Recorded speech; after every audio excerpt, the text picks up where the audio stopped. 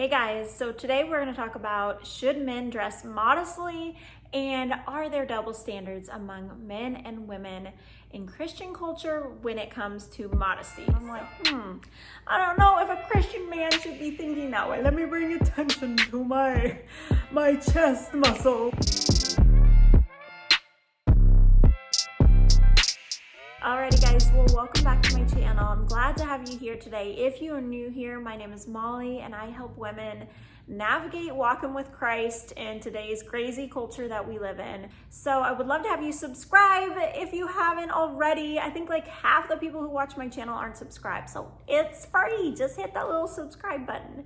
And I also want to offer to you that if you have been watching my videos for a while now and you believe in what I'm doing and what I'm sharing and want to support my YouTube channel, then I would love to have you join my little Patreon community. I'm going to link that below where you can give $5 or $10 a month to support my online YouTube ministry.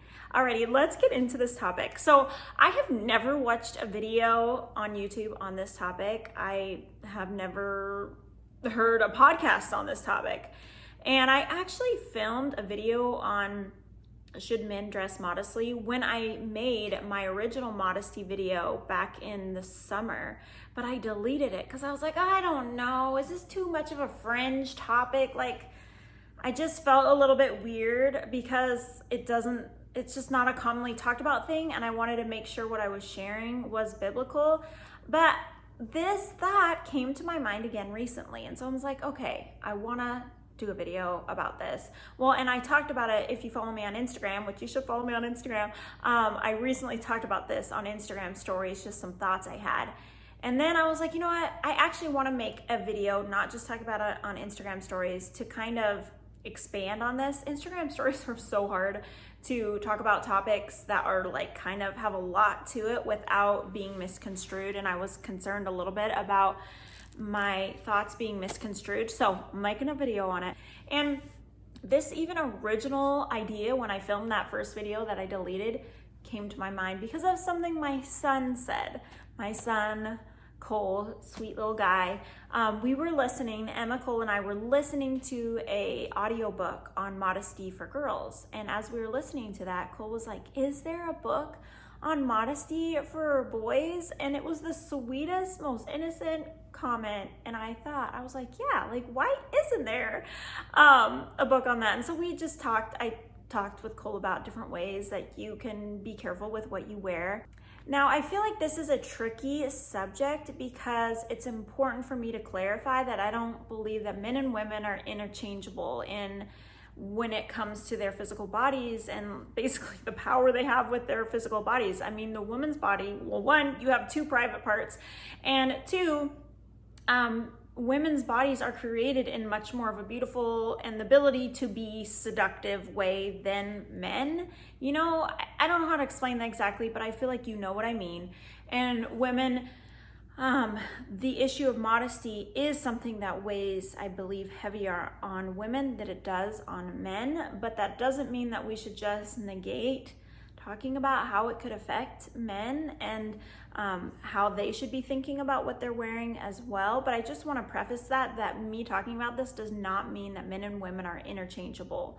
But I do feel like sometimes in the church in the past, there has been a double standard between men and women. Like when you think about like at church camps where, you know, they tell the girls wear one piece or wear a t-shirt over your swimsuit, but they never say anything about men. Like, okay, when you come out of the water, don't be walking around without a shirt forever, or don't wear your swim trunks too low or something like that. I mean, I'm throwing out ideas. I don't know exactly. And it's also very interesting to me as well, kind of goes along in this double standard, which we're not going to get into today, but how the idea of women submit to your husbands is so like pushed and not as much as talked about like husbands love your wives. And I think we've come a long way. Like the church has grown so much in valuing women more. I mean, it's wonderful. And Jesus valued women from the beginning of time, but somewhere in between there, we kind of got a little messed up with our thoughts and how we treated women, you know? So all that to say, I do think this is a topic we're talking about. I think with Cole, my son, it's something that I will talk to him when he's a teenager about, and I think men should think about. I mean, we have trends right now, like the deep V-neck, which I talked about on Instagram stories. To me, it's just distracting. It's weird. It is kind of feminine in some ways. And my first thought is like, that's not super modest to wear this low cut V-neck on a guy. And I was reading something online and it was talking about men's V-necks and how it gives you the opportunity to bring attention to your chest. And I'm like, I don't know if a Christian man should be thinking that way. Let me bring attention to my chest muscles. Like, kind of weird. I want to read to you something that I read on GQ, which is a magazine for men that's been around a long time. Now, this was an old question and answer, but it was very interesting. So someone asked, he was just saying that it's not uncommon in New York to see men without shirts in the summer, and he wants to know, is it okay to go without a shirt? And so this is a non-Christian perspective. Now, again, it's from 2009. I wonder if it'd be different if it was written now. But this is what the person said in response. Any man walking around shirtless in New York City should be arrested for disturbing the peace. We don't expect ladies to walk around shirtless. Why have a double standard? I don't even approve of topless men on billboards. No wonder people don't respect one another. We've all become intimates. Interesting thought from a non-believer, I'm assuming as a non-believer. I favor a return to the civil standards of urban appearance that pertained before the 60s. In 1942, even Tarzan wore a suit and tie in Gotham. It's okay for men to go without their shirts on the beach or in a skins and shirts hoops game. Otherwise, keep your shirt on, pally. I think a lot of modesty has to do with what is appropriate for the occasion. So you're at the swimming pool and a guy doesn't have his shirt on, but does he need to be walking around town or driving in his car with out a shirt on, or even, out of the pool and walking around for hours on end without a shirt on? Do you need to do that? There's other things like men with their boxers hanging out, that trend with the pants barely, hanging on there, or very tight swimsuits or whatever. I don't know if I would say the deep V-necks necessarily are immodest, but to me, I would not want my son wearing that or a significant other wearing something like that. So I want to read this verse in 1 Corinthians 6:12. All things are lawful for me, but not all things are helpful. All things are lawful for me, but I will not be dominated by anything. Food is meant for the stomach, and the stomach for food, and God will destroy both one and the other. The body is not meant for sexual immorality, but for the Lord, and the Lord for the body.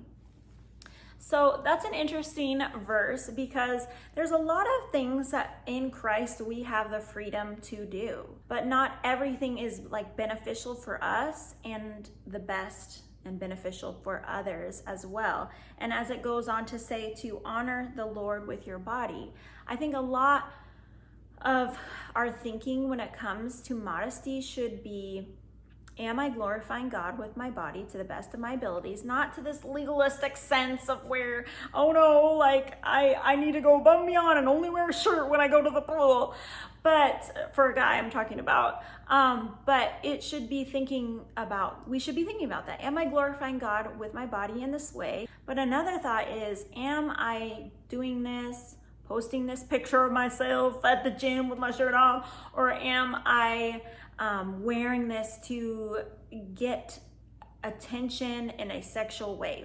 Am I trying to look sexy? I don't have any desire for someone to say, Molly looks really sexy today. Now, that's great if someone says, Molly looks beautiful today, or elegant today, or nice today. But as Christians, should our goal, and I've talked about this in other videos, should our goal be to look sexy? I don't think so.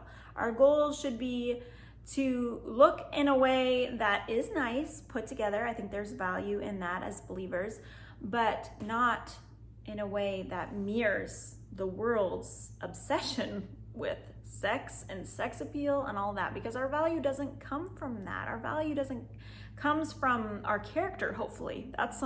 And our relationship with the Lord is where our value should come from, not us being looked at in a sexual way from someone that is not a husband or wife.